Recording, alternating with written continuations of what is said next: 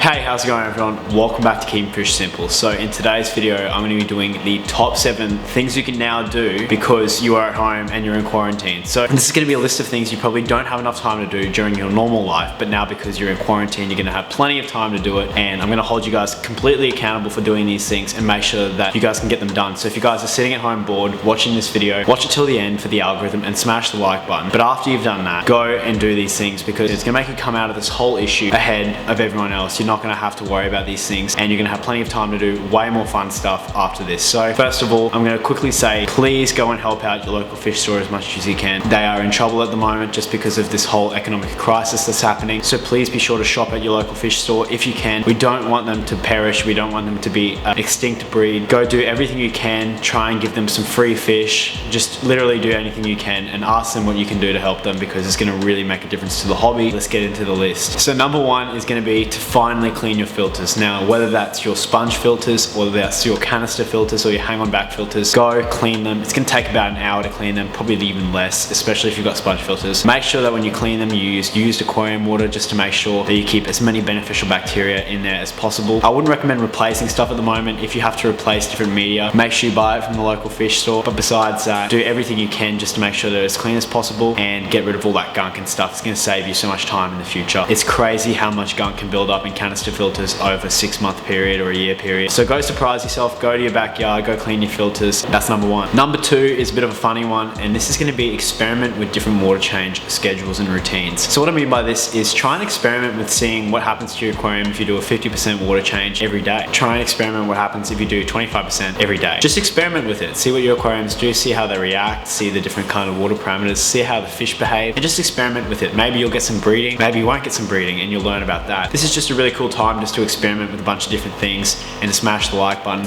and as well just have a look around and experiment with making sure that all your fish are in the best conditions possible and understanding what your aquarium needs. Number 3 is going to be that you can finally breed that fish. For me, this is the Coridori. I'm going to give it a go. I think I've got a male and a female that I can use, but you can finally breed that fish that you've always wanted to breed. I find that this breeding fish that take a little bit of effort can be quite like a weird thing. You kind of never get around to it sometimes, but you eventually do, but it kind of keeps getting delayed and delayed. You kind of buy them, you grow them up, and then you never go ahead with it. So I'm giving you guys the excuse to go ahead and try and breed it. Do everything you can, give it some good food and try and condition it to breed. We got to look for all the positivity and good vibes during this time because it's obviously very, very different and it's weird for a lot of people. So that's the third thing. Try and breed that fish you've always wanted to breed that's just been sitting in the back of the aquarium. Or likewise, you can just breed a fish that's been in your aquarium that you've never tried to breed and you never even intended on it. Just have a bit of fun. Number 4 is going to be a really quick one, and it's to trim the leaves off your plants. So trim those dead leaves off your plants, the ones that are wilting away. Make sure that the aquariums are clean of that. It's going to help the plants out. It's going to help you out because they're not going to just get stuck in the aquarium and start biodegrading and making a bunch of issues for you.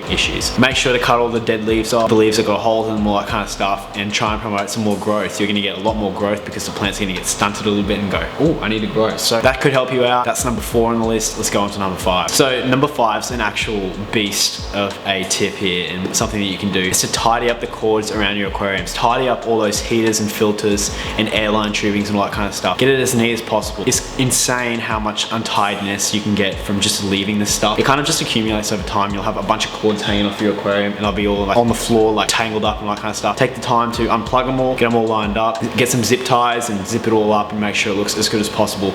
It's gonna be so easy for you just to clean the aquarium and clean around that area too. Use this time just to clean and get ahead of all those stupid chores. So cleaning this up is gonna also save you time if you need to take aquariums down in the future. It's just an absolute lifesaver. I've been doing this for like 7 years and it's one of the most annoying things after taking down an aquarium. So just go in there. It's gonna look a lot nicer. People aren't gonna look at you and give you weird looks when they look at the side of your aquarium and say, well, what's all this stuff? So trust me, this is an actual really good one. Go and do that. Okay, I actually love this one too. So this is to make your own fish food. Experiment, make your own fish food. I've been making some gel food and freezing it and seeing what the fish think of it. The fish seem to like it a little bit. They're still getting used to it. They've never had gel food before. But go and experiment. Go make some fish food. All you need is some simple ingredients, veggies and all that kind of stuff, a blender, a bit of gelatin. I'll make a video once I master how to obviously make this food. Go and make your own food. Make some gel food. Try out some different things. It's going to save you lots of money in the future too. Like this fish food that I've made is so cheap and it does the exact same thing. So you've got complete control over what your fish is eating, and it's actually a really fun project to do. So if you don't mind getting your hands dirty, this is definitely one to take on. I absolutely love the idea of doing this, and now that you're at home you can do it because you've got all the time in the world. And thing number 7 to do is to clean the dust buildups. it's crazy how much dust we can get on our aquariums, especially like on the lids. If you guys have got glass lids, go ahead